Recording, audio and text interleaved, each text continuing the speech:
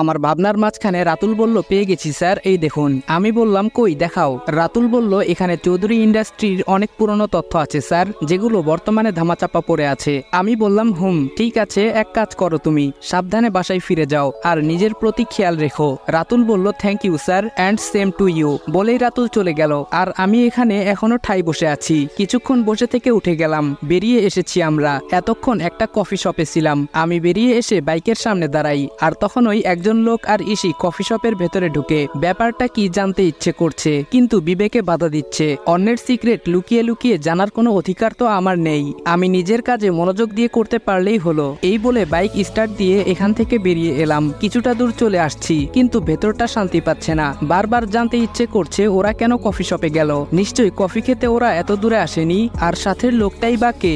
দেখে তো কোনো দিক থেকে পুলিশ ডিপার্টমেন্টের লোক মনে হচ্ছে না। না, দেখা উচিত ছিল আমার ব্যাপারটা। এই বলে বাইকটা আবার কফি শপের দিকে ঘুরালাম। আমি আসতে একটু দেরি হয়ে গেছে। পৌঁছে দেখি ইসি হাত দিয়ে ইশারা করে ট্যাক্সি থামানোর চেষ্টা করছে। সাথে লোকটা নেই, তার মানে সে চলে গেছে। ধুর, শুধু নিজের সময়টা নষ্ট করলাম এখানে। কিছুই ভালো লাগছে না। এখন নিজের উপর রাগ হচ্ছে।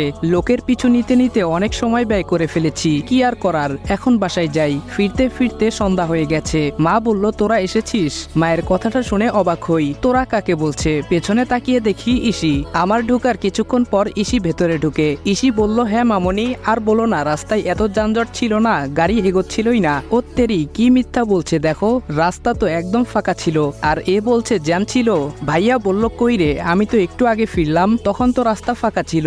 ইসি বলল, তুমি যখন এসেছো তখন ফাঁকা ছিল, কিন্তু এখন জ্যাম। উনিও তো এখন এসেছে, উনাকে জিজ্ঞেস করে দেখো, কি ছিল না জ্যাম? আমার দিকে চোখ একটু বিনীতভাবে রেখে জিজ্ঞেস করলো। আমি এতক্ষণ হা করে তাকিয়ে মিথ্যা শুনছিলাম, এখন দেখছি আমাকেও বলতে বলছে। আমি বললাম, হ্যাঁ রাস্তায় তো প্রচুর জ্যাম ছিল। বলেই উপরের দিকে হাঁটা ধরি। এদিকে ভাইয়া ইসিকে বলছে, তুই করিসটা কি বলবি ইসি? পেছন থেকে ভাইয়ার কথাটা শুনতে পেলেও ইসিটা শুনতে পাইনি, কারণ ইসি চুপ করে আছে। ভাইয়া আবার বলা শুরু করলো, তুই কি করিস, কোথায় থাকিস, কিছু আমাদের বলিস না, এটা কি ঠিক বল? ইসি কোনো উত্তর না দিয়ে ভেতরে চলে যায়। আরু বলল, ভাইয়া তুমি কেন এত কথা বলছো বলো তো? এতক্ষণ আমি সিঁড়িতে দাঁড়িয়ে ওদের কথা শুনছিলাম, যেটা ওরা লক্ষ্য করেনি। মা বলল, আরু ঠিকই বলেছে, শুধু শুধু এত কথা জিজ্ঞেস করার কি দরকার তোর? জানিস মেয়েটা কারোর সাথে মিশতে চায় না। আরুর বিয়ের জন্য ওকে অনেক বুঝিয়ে শুনিয়ে এনেছি, আর তুই জেরা শুরু করলি। বাবা বাহিরে থেকে ভেতরে ঢুকতে ঢুকতে বলল, কিসের জেরা হচ্ছে এখানে শুনি? পেছনে তাকিয়ে বাবাকে দেখে ভাইয়া বলল, বাবা এসেছো, মিটিং কেমন হলো? বাবা বলল, ভালোই হয়েছে, আশা করি ডিলটা আমরাই পাবো। তা তোরা কিসের জেরা টেরার কথা বলছিলি? আরু বলল, ও কিছু না বাবা, ইস্যু আপুর কথা হচ্ছিল। ভাইয়া আপুকে প্রশ্ন করছিল কি করে, এতেই আপু মনে হয় রাগান্বিত হয়েছে। বাবা বলল, দরকার কি আশরাফ, মেয়েটাকে এসব জিজ্ঞেস করার? থাক না, ও ওর মতো, দোষটা আমাদেরই, যার জন্য আমরা আদিটাকে হারিয়েছি। আর ইস্যু তো থেকেও নেই, তবুও চোখের সামনে আছে। এখন থাক, যদি রাগ করে চলে যায় তাহলে ওর বাবা মাকে কি জবাব দেব? এতক্ষণ আমি কানে মোবাইল ধরে রেখে ওদের কথা শোনার জন্য সিঁড়িতে দাঁড়িয়ে কথা বলার অভিনয় করছিলাম। ভাইয়া বলল, আচ্ছা ঠিক আছে, আমার ভুল হয়ে গেছে। মা বলল, যা হয়েছে হয়েছে, বাদ দাও, এসব নিয়ে কথা বাড়িয়ে কোনো লাভ নেই। বলেই প্রসঙ্গ ঘুরিয়ে অন্য আলোচনায় চলে গেল। আর আমি নিজের রুমে চলে এসেছি, কিন্তু তাদের কথার মাথামুন্ডু কিছু বুঝে উঠতে পারছি না। ইসির আবার কি হয়েছিল, আরও আলাদাই বা কেন থাকে, হিসেব কোনোটাই মিলাতে পারছি না। ধুর, মাথা ধরে আসছে আমার। তাই ফ্রেশ হতে ওয়াশরুমের দিকে গেলাম। অনেকক্ষণ ধরে শাওয়ার নিয়ে বেরিয়ে এলাম। ঘড়িতে এখন 8:48, তাই ফোনটা হাতে নিয়ে বসেছি। ফোনের ভেতরে ফেসবুক স্ক্রল করতে করতে চোখ দুটো বন্ধ হয়ে আসছে, তাই উঠে গিয়ে আবার চোখে মুখে পানি ছিটিয়ে দিলাম। আসলে শরীরটা দুর্বল, তার উপর এত প্রেসার, মনে হচ্ছে জ্বর আসতে চাইছে আমার। কিছুক্ষণ পর মা এসে বলে খেতে যাওয়ার জন্য, তাই উঠে যাই। আমিও মনে মনে এটাই চাইছিলাম, কিছু একটা খেয়ে ওষুধ খেতে হবে, এত সহজে দুর্বল হলে চলবে না। তাই আর দেরি না করে মায়ের পেছন পেছন চলে যাই নিচে। আমাকে দেখে বাবা বলল, রাজ তোমায় এত ডাকতে হয় কেন, নিজের থেকে আসা যায় না? খেয়াল করলাম সবাই আমার দিকে তাকিয়ে আছে। আমি কিছু না বলে চেয়ার টেনে বসে গেলাম। আমার কোনো উত্তর না পেয়ে বাবা একটা দীর্ঘশ্বাস ছাড়লেন। ভাবি বলল, ইস্যু নাকি খাবে না? ভাবির কথাটা শুনে আমি ভাবির দিকে তাকাই। এতক্ষণে খেয়াল করলাম এখানে ইসি নেই, তাই তো কেমন কম কম লাগছিল। ভাবি আর ইসি দুজন মিসিং, কম তো লাগবেই। মা বলল, ও মা সে কি কথা? ভাবি বলল, আমি অনেক বললাম কিন্তু কাজ হয়নি। আরু বলল, আপু হয়তো এখনো রেগে আছে। ভাইয়া বলল, একটা কথায় মেয়ের এত রাগ হয়ে যাবে বুঝতে পারিনি। ইসি অনেক শান্তশিষ্ট মেয়ে ছিল ছোট থেকেই, তবে একবার রাগ করলে তা আর কারো ভাঙানোর সাধ্য ছিল না একমাত্র আদি ছাড়া, মানে আমি।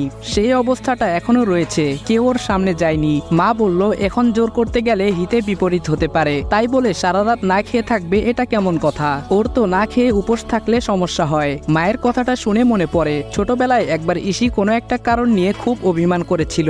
সারাদিন ভাত খায়নি, এমনকি পানি পর্যন্ত খায়নি, কিন্তু তখন আমি এতটা সিরিয়াস ছিলাম না, এজন্য বেশি জোরও করিনি। যদিও জানতাম না তখন আমি জোর করলে খেত কিনা।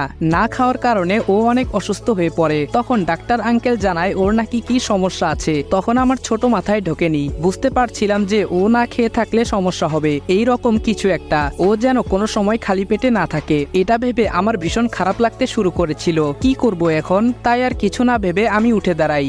বাবা বলল, এ কি, তুমি উঠে গেলে কেন?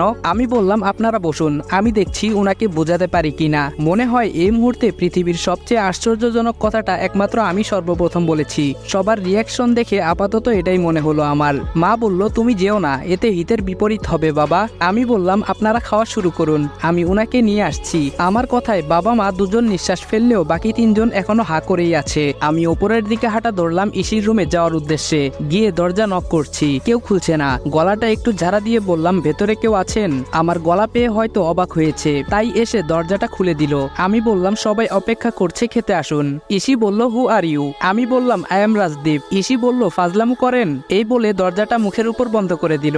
আর একটু হলেই আমার নাকটা যেত। তারপর অনেকক্ষণ ডাকাডাকির পরেও দরজা খুলল না। কি করি এখন? পেয়েছি।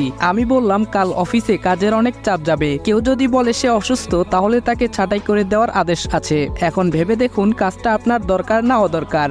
বলেই চলে এলাম। আমি কোন দিকে ইঙ্গিত করেছি সেটা ও সরাসরি না বুঝলেও ওই অফিসে থাকাটা কত দরকারি তা বুঝতে পেরেছে, তাই আমিও চলে এলাম। আমায় একা নামতে দেখে মা বলল, দেখলে তো কত জিদ, আসেনি? ভাইয়া বলল, মা ওই দিকে দেখো। ভাইয়ার কথায় সবাই পেছনে ফিরে যা দেখলো তাতে সবার মুখই হা। ইসি আসছে খাওয়ার জন্য, কিন্তু একটা কথাও বলেনি, তাই কেউ কিছু জিজ্ঞাসা করেনি। এদিকে আরো আর ভাবি একবার আমার দিকে আরেকবার ইসির দিকে তাকাচ্ছে। ওদের চাহনি মোটেও ঠিক নয়। তাই আমি তাড়াতাড়ি খেয়ে নিজের রুমে চলে এলাম। রুমে বসে বসে ল্যাপটপে কাজ করছি, তখন ফোনটা বাজে। ফোনটা কেটে দিয়ে বিছানার উপর ফেলে দিয়ে নিচে বসে পড়লাম। কি করব কিছু বুঝতে পারছি না। কেস কেমন জটলা পাকিয়ে যাচ্ছে বলে মনে হচ্ছে। সমাধান করতে গেলে আরো জট লেগে যায়। ভোর হতেই আমি বেরিয়ে এলাম কালকে ফোনে বলা ঠিকানায়। এসেই যা দেখলাম তাতে আমি অবাক।